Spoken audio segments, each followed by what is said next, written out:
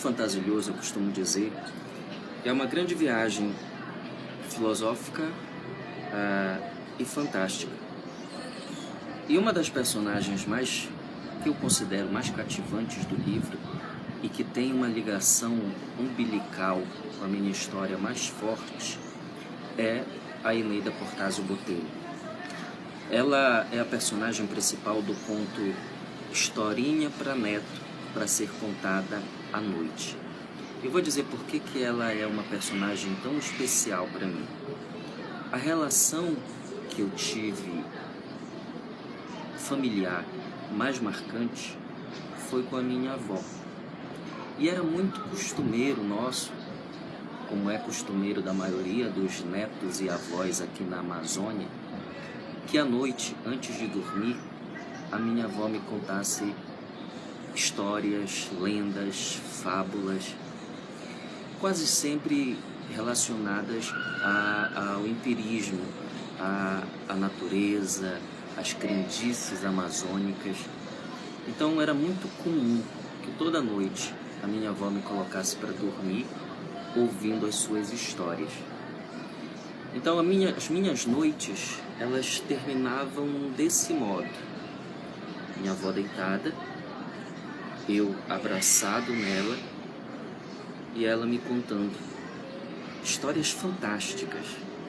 Eu acredito, inclusive, que foi daí que foi plantada a sementinha do fantasioso, do gosto por essas narrativas que desafiam a realidade, que subvertem a realidade. E o conto Historinha para Neto, para ser contada à noite, é a narrativa da história biográfica da Eneida Cortázio Botelho. Mas no final do conto, eu tenho um desfecho onde a própria personagem principal, que está sendo biografada, é quem está contando a história para o neto dela. E a história termina desse modo que terminavam as minhas noites. Eu, abraçado com a minha avó, ouvindo histórias fantásticas. A história da Eneida é cercada de uma caliência muito grande. Uma história apimentada, que começa com a mãe da Eneida, a Jacimarina, que por sinal é o nome da minha avó mesmo, que não era essa avó, mas uma outra avó. Então, a Jacimarina, segundo o conto, detesta os insulanos de Maiandeua. É uma daquelas moças que acabaram sendo contaminadas pelo metropolitismo, pelo desejo de ir para uma cidade grande, de abandonar a ilha e começar a vida em Belém. Então ela é uma moça muito fogosa, se relaciona com vários homens na narrativa, mas em todos é ela quem está no comando da relação. E existe um personagem que é morto de amores por ela, que é o pescador Anastácio. Mas claro, ela não vai dar a mínima chance para um pescador de Maiandeua. Até que um dia ela está tendo um encontro com um senhor num hotel, um senhor casado, e acaba sendo flagrada pela esposa desse senhor. E a esposa é uma policial. E aí você já imagina, o policial saca a arma e sai atirando na Jacimarina. E a Jacimarina, para escapar, larga todas as roupas dela e salta pela janela e sai procurando algum local para se esconder. E o local que ela encontra é justamente a casa do Anastácio. E é daí que começa a história de amor entre os dois. Amor, pelo menos da parte do Anastácio. Da parte da Jacimarina, o enredo, a narrativa vai mostrar que não existe esse amor. Mas existe uma relação de cumplicidade. Até que a Jacimarina resolve seguir o sonho dela e ir embora da ilha, foge da ilha com outro personagem para viver o sonho de morar numa grande capital. E acaba deixando o Anastácio e a filha dele, que é a Doris, a nossa querida Eneida Cortázio Botelho, aos cuidados do pai. E a narrativa segue, sendo que em determinado momento a Doris também tem o sonho, também manifesta o sonho de ir para uma cidade grande, de conquistar, de fazer a vida, o velho sonho do interior para a capital. E ela acaba também seguindo os passos da mãe e fugindo da ilha, indo buscar aquilo que ela almejava. E o pescador, o Anastácio, no momento em que eles estão tendo a ruptura de relação, ele acaba falando coisas absurdas para ela. E quando ela vai embora, isso gera uma grande tristeza e arrependimento, ao ponto de que o Anastácio nunca mais consegue ser o mesmo. Ele ainda tenta ir atrás da filha, mas tropeça e fura os olhos, e termina a história cego. E quando a nossa Eneida Cortázio está contando essa história para o neto, existe ali um tom de nostalgia, de melancolia, mas também de grande amor pela história dela. Ela revive essa odisseia que a fez sair de Maiandeua e se tornar uma das escritoras mais famosas do Brasil, ganhadora de diversos prêmios, e que ainda reside. Depois que ela conquistou o mundo, ela acabou descobrindo que a felicidade estava no lugar de onde ela saiu, e ela retornou para cá, para Maiandeua.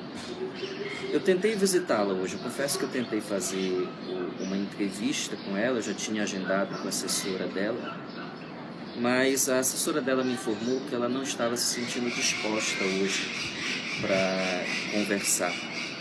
A Eneida, infelizmente, tem passado por algumas complicações de saúde, então existem dias que ela está disposta, dias que ela não está. Infelizmente, durante a minha estadia aqui em Maiandeua, ela não estava disposta para fazer uma participação nesse documentário.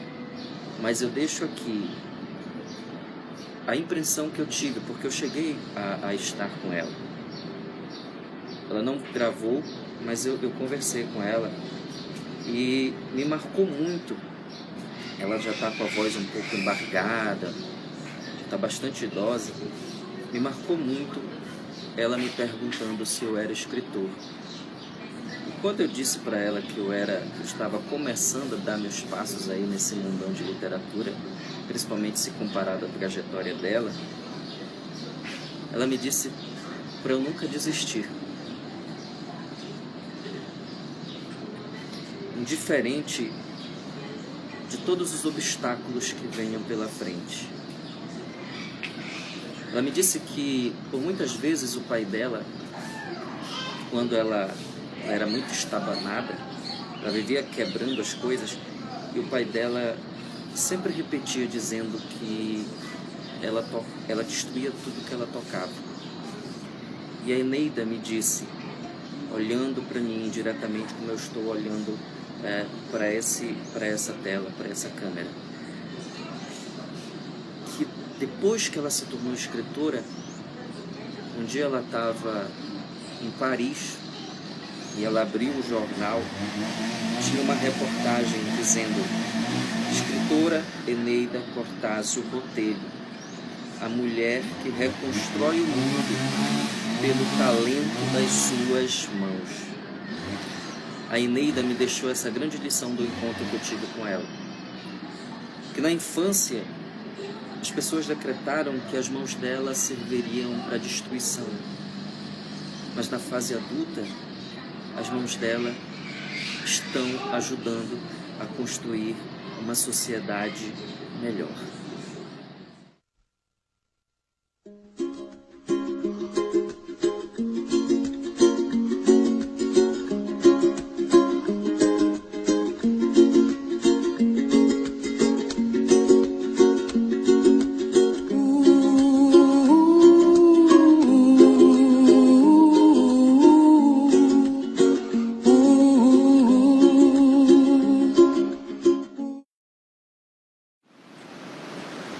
texto Tempo Ontem, que integra a obra Fantasioso, eu diria que é um dos textos mais poéticos do livro. Quem já leu sabe que eu procurei alternar, dialogar e casar prosa, poesia. Em determinados textos há narrativas densas, que desassossegam o leitor, e em outras eu trouxe o sentido mais para uma obscuridade, para que fosse mais implícito e trouxesse uma leveza de poesia para cativar o leitor e também para transmitir a mensagem que eu estava sentindo naquele momento. Em Tempo Ontem, nós não temos o nome do personagem, aquele que nos transmite os labirintos de dor que ele tem em si. Mas o texto nos dá a entender que esse personagem perdeu alguém que ele amava. Ele não se encontra aqui em Maiandeua, mas ele se encontra em Marudá. Quando o texto está transcorrendo, ele está falando, vamos dizer assim, de Marudá, e o texto encerra com ele desejando fazer essa travessia de Marudá para Maiandeua, aqui para esse local onde nós estamos.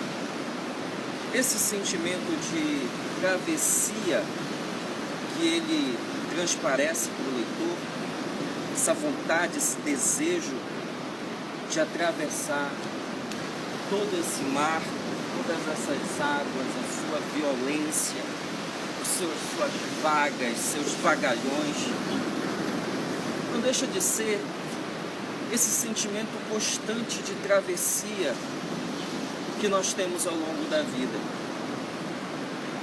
O atravessamento para a descoberta do amor e as suas nuances. O atravessamento do tempo, de quando éramos jovens e nos tornamos homens médios e depois adultos e envelhecemos. O atravessamento do instante em que nós temos o sonho, ao instante em que nós realizamos esse sonho ou não realizamos e atravessamos de um sentimento de desejo para um sentimento de frustração, porque a vida não é apenas alegria e sucesso, mas nós temos que lidar também com esses insucessos, essas tristezas. O texto Tempo Ontem, ele nos remete a essa travessia, como o próprio título dá a entender, e que eu quis transmitir para o leitor. Essa travessia do ontem, esse sentimento daquilo que se perdeu, e essa tentativa de transpassar, de chegar àquilo que você deseja, mas que não está mais hoje. Se perdeu, diluído no tempo, no ontem. Sobre o conto do Voo de Badico, nós temos também uma tragédia, assim como no conto Tempo Ontem.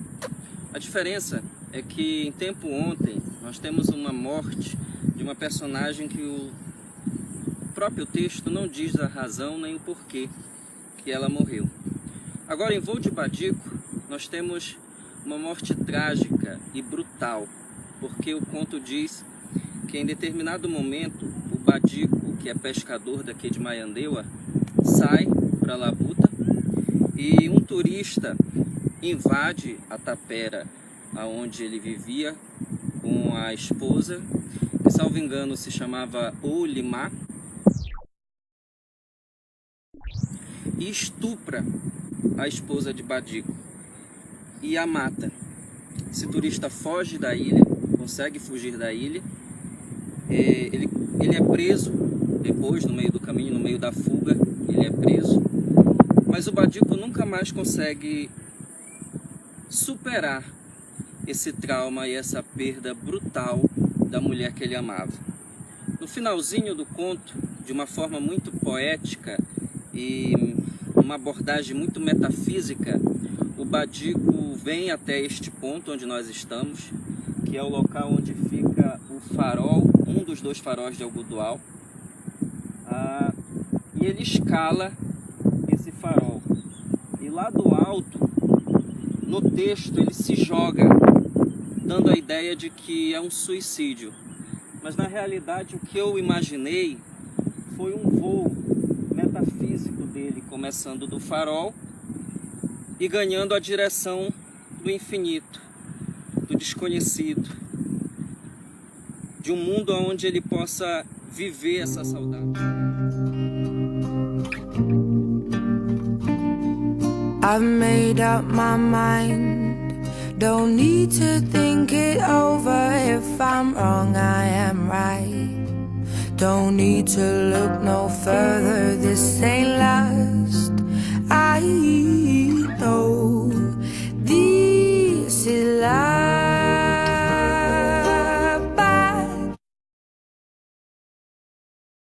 A história do Haroldo Chareuzinho é aquela mais significativa para mim. Quando eu era criança, a minha avó me contava essa história de um modo diferente, mas era a mesma lenda, que é muito conhecida aqui em Maiandeira. Inclusive, é ela que dá origem ao nome da Praia da Princesa, a Princesa Íris de Algodoal. Diz a lenda, e foi isso que eu procurei traduzir no conto Íris de Algodoal, de um nome homônimo, que um pescador, no caso o nosso Haroldo Chareuzinho, ele saiu para sua labuta e um belo dia ocorreu uma epifania na vida dele. A princesa Íris apareceu ao lado do barco dele e lhe passou a seguinte mensagem, que ele deveria esperar a próxima lua cheia e nessa lua cheia vir até a praia e esperar que 3 ondas viessem sobre ele. A primeira onda cobriria os pés, a segunda onda cobriria até o peito e a terceira onda iria cobri-lo todo. E depois da terceira onda, o primeiro animal que ele visse, ele deveria furar uma faca. E o Haroldo Chareuzinho faz isso. Ele vai até o mar, na primeira lua cheia, e as 3 ondas vêm, como a princesa Íris de Algodoal disse. Mas depois da terceira onda, o Haroldo Chareuzinho avista uma serpente imensa correndo na areia. Mas ele fica com medo, e ao invés de furar o animal, ele sai correndo da praia e volta para a tapera dele. O tempo passa e diz a lenda que a Íris de Algodoal aparece para o Haroldo Chareuzinho e diz: "Ô bendito, tu redobraste o meu encantamento." Porque se ele tivesse furado a serpente, a princesa Íris de Algodoal teria sido liberta do seu encantamento. Como ele não fez isso, a princesa Íris de Algodoal acabou tendo seu encantamento dobrado. Daí porque se diz que toda vez que você vem à Praia da Princesa, parece que ela está mais encantadora e mais bonita.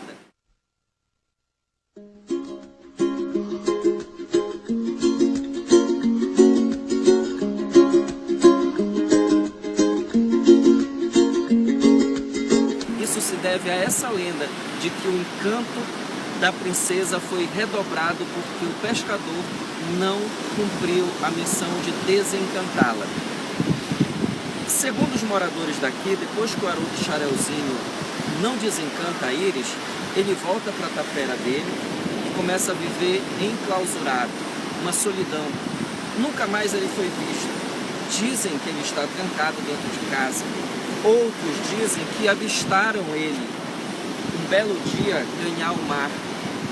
E ali no mar apareceu a Íris de Algodoal novamente e ele mergulhou nas águas e foi engolido pela magia da princesa. E estaria hoje junto com ela, no coração do oceano. Se isso é verdade, eu não sei. Essa é a lenda da princesa Iris de Algodoal. Essa é a história do Haroldo Charelzinho. Eu confesso a vocês que eu estive na casa dele. Eu tentei falar com ele, bati lá na porta, mas ninguém atendeu. Não sei se ele está lá dentro, se ele foi encantado. A verdade é que essa fábula, essa história, essa lenda é muito significativa para Maiandeua, porque tudo aqui, a impressão que dá é que tudo aqui transpira magia.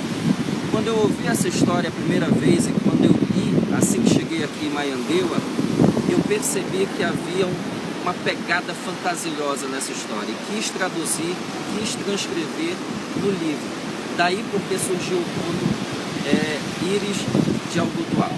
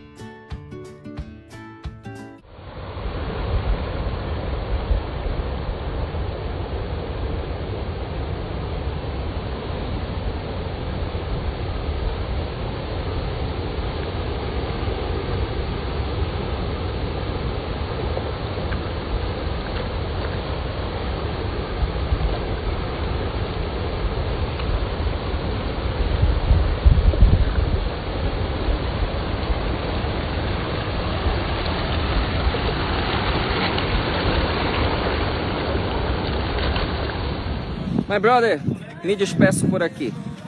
Acabou a nossa viagem a Maiandeua e a revisitação dos 4 textos em Fantasilhoso que tratam dessa ilha de modo direto ou citando-a. Desejo pra gente um 2019 cheio de literatura e da graça de Deus. Não esqueçam de acompanhar o canal Literatura na Veia, onde eu sempre estou postando vídeos tanto de impressões literárias quanto de eventos literários, o mundo da literatura a qual eu faço parte. Fui!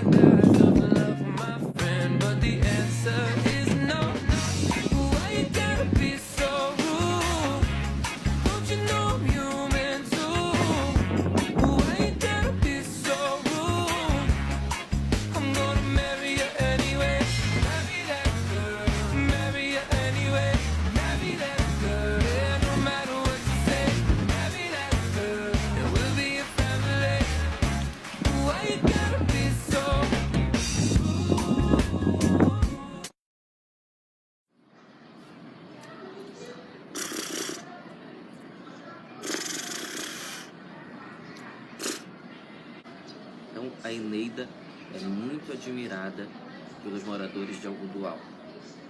Aqui nós estamos na vila de Algodoal, mas de Maiandeua de modo geral.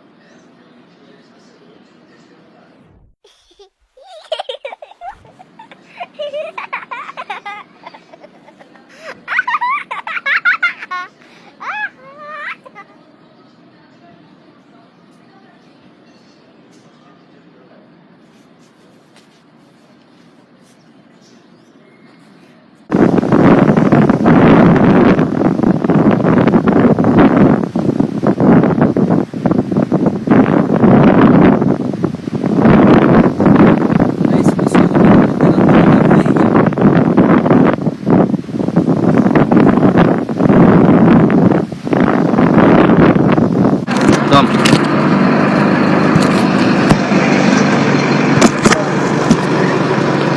Quero assustar vocês não, mas esse é uma repetição aqui na cabeceira. O pescador resolveu voltar só para pegar um peixe. Cadê o peixe? Pegou lá. Que peixe é? Pegou. E que peixe é, gente?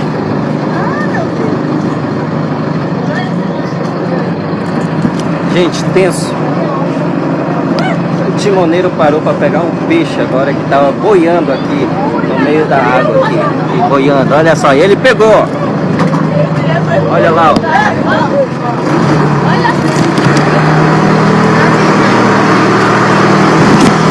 Olha aí o peixe.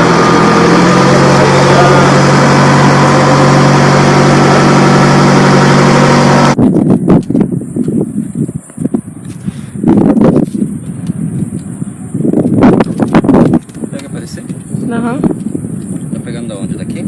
É. Ah!